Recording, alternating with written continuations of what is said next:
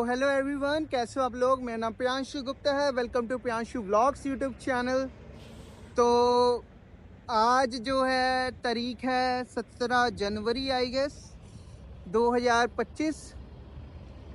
17 दिन निकल गए 2025 के। एंड आई होप आप लोग बहुत सारे न्यू ईयर रेजोल्यूशन पे काम कर रहे होगे, अपने आप पर काम कर रहे होगे। तो बहुत सारे लोग मुझसे पूछते रहते हैं, क्वेश्चंस करते रहते हैं कि भाई आपने गाड़ी क्यों नहीं ली। 6 साल हो गए यहाँ पर। गाड़ी लेना तो सबसे आसान है।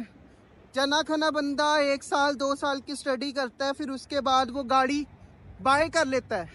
ईजी है गाड़ी बाय करना, आप आराम से किस्तें दे सकते हो। तो मैं उसका आंसर देने जा रहा हूँ। ये मेरा पर्सनल पॉइंट ऑफ व्यू है। मैं ये नहीं कह रहा आप मुझे फॉलो करो, ये मेरे लाइफ को जीने का सलीका है, सिंपल है। मैं सिर्फ अपना एक्सपीरियंस शेयर कर रहा हूँ कि मैंने कार क्यों नहीं ली।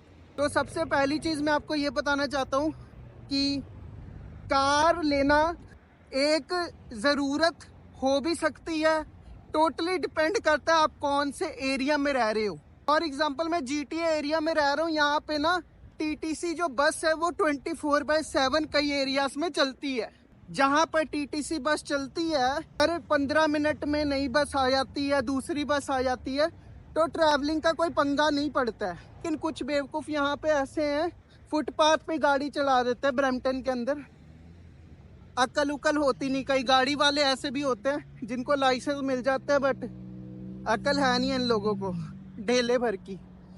सॉरी मैं गुस्सा कर रहा हूँ, बट कई लोगों को बिल्कुल अकल नहीं है। गाड़ी ले लेते हैं, पता पुता होता नहीं है चलानी कैसी है, बीच में घुसेड़ देंगे प्लाजे के अंदर भी, बेवकूफ़ कहीं के। तो मैं यही कह रहा था, आपका इन्वायरमेंट जहाँ आप रह रहे हो वो चीज़ मैटर करती है। और आपका जो काम है या आपका जो पढ़ाई है, आप बस से जाते हो, आपको 2-3 घंटे लगते हैं, या आप जा नहीं सकते, वहाँ पे बस पहुँचती नहीं है, आपको उबर करानी पड़ती है, तो भाई तुम गाड़ी ले लो। अगर कार लो तो पुरानी लो, नई ना लो। उसके भी कई रीजंस हैं, मैं बताता हूँ। तो पहली चीज़ है कि आपका जो इन्वायरमेंट जहाँ आप रह रहे हो, सिंपल वो चीज़ मैटर करती है। अगर आप ऐसे एरिया में रह रहे हो जहाँ पे बसेस सर्विसेज है, पहले अपने आप से पूछो क्या ये तुम्हारे लिए ज़रूरी है, कि तुम अपने आप को बेवकूफ़ बना रहे हो और तुम ये कह रहे हो कि ये है ज़रूरी, बट एक्चुअल में वो ज़रूरी नहीं है। सबसे पहली चीज़ वो देखो, ठीक है। उसके बाद दूसरी चीज़ ये देखो कि तुम्हारी जेब अलाउ करती है, क्या तुम पे डेट है। अगर तुम्हारे पास डेट है तो सबसे पहले तुम अपने कर्जे उतारो, that is the main point. Mostly लोग क्या करते हैं, वो अपने डेट का ध्यान रखते नहीं है। क्रेडिट पे सारी चीज़ें लेनी है और बाद में फिर कंप्लेन करनी है कि भाई कनाडा में खर्चे बहुत हैं, कनाडा में ये होता है, बचता कुछ नहीं है। गलतियां खुद की होती हैं, आता जाता कुछ होता नहीं है, फिर ब्लेम करना है कि बचते नहीं पैसे। नहीं, आदतें सुधारो। सबसे पहले फाइनेंशियल नॉलेज लो। पहले तो ये देखो कि ज़रूरी है कि नहीं है। सेकंड, अपनी जेब देखो। दूसरों के कहने पे गाड़ी मत लो, क्योंकि यहाँ की इंश्योरेंस काफ़ी महंगी है। गाड़ी की किस्तें अगर $400 बाई वीकली $200 है, $400 आपका $1000-1200 का खर्चा होगा। तो ये अंदाज़ा लगा के रखो कि आपको $4-5 हज़ार कमाना पड़ेगा, ताकि गाड़ी का खर्चा निकालो और साथ में आप अपना पर्सनल खर्चा निकालो, घर वालों का ध्यान रखो।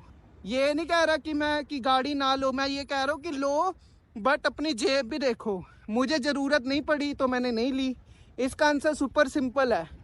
चाहे मुझे लोग कहें कि यार भाई तू इतने पैसे कमाता है, ये है वो है, तू गाड़ी क्यों नहीं ले रहा है, क्योंकि लोगों ने मेरा बिल नहीं भरना है, बुरे टाइम में लोगों ने मेरी मदद करने नहीं आना। तो मैं लोगों की बातें नहीं सुनता हूँ। और आपको भी ये रूल अपनाना पड़ेगा ज़िंदगी के अंदर। अगर आपने ये रूल नहीं अपनाया ज़िंदगी के अंदर, आप सोसाइटी के अकॉर्डिंग चलते रहोगे। महंगे कपड़े, मैंने आप $1200 की शॉपिंग की थी जब मैं इंडिया गया था, कोई फ़ायदा नहीं है भाई। कपड़ों की शॉपिंग करने का कोई फ़ायदा नहीं है। अगर तुम कपड़ों की शॉपिंग भी कर रहे हो तो अपनी जेब देख के करो भाई, जहाँ से आए हो वहाँ वो चीज़ कभी ना भूलो।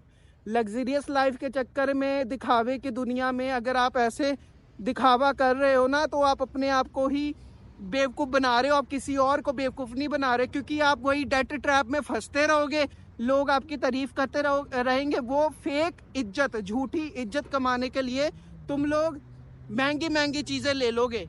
बट मैं तुम्हें यही बता रहा हूँ कि भाई अपनी जेब देखो और ये देखो कि गाड़ी की ज़रूरत है भी है कि नहीं। तो ये है, गाड़ी पुरानी लो, नई लोगे ना $1200 का खर्चा है, $1500 का। यहाँ पे आगे जॉब नहीं मिलती। बाई चांस अगर आपकी जॉब ना हो, गाड़ी की पेमेंट्स थोड़ी रुकेंगी। तो थोड़ा लॉजिकली सोचो, अगर आपके पास 6 महीने 1 साल की मनी है इन्वेस्टमेंट के लिए, तो डेफिनेटली 1 साल का आपके पास बैकअप है तो करो जो करना है। अगर आपके पास 1 साल का बैकअप है नहीं, तो आप कार ले रहे हो, कार लेने के बाद क्या होगा, आप डिपेंडेंट हो जाओगे। बॉस आपको कहेगा 12 घंटे कर, आपको 12 घंटे काम करना पड़ेगा।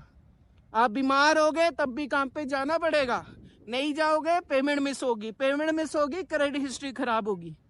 कोई नहीं बताता ये चीज़ें भाई, कोई नहीं बताता, क्योंकि सब चाहते हैं कि ये दिखावे की दुनिया में रहो। बट मैं तो दिखावे की दुनिया में नहीं रहता, मैं सिंपल रहता हूँ। चाहे मैं एक जैकेट 500 बार पहनूं, या एक शूज़ के शुआ के हैं ये वाले शूज़, अगर दिख रहे ये वाले शूज़, ये 6 साल हो गए वही शूज़ पहन रहा हूँ, स्नो शूज़।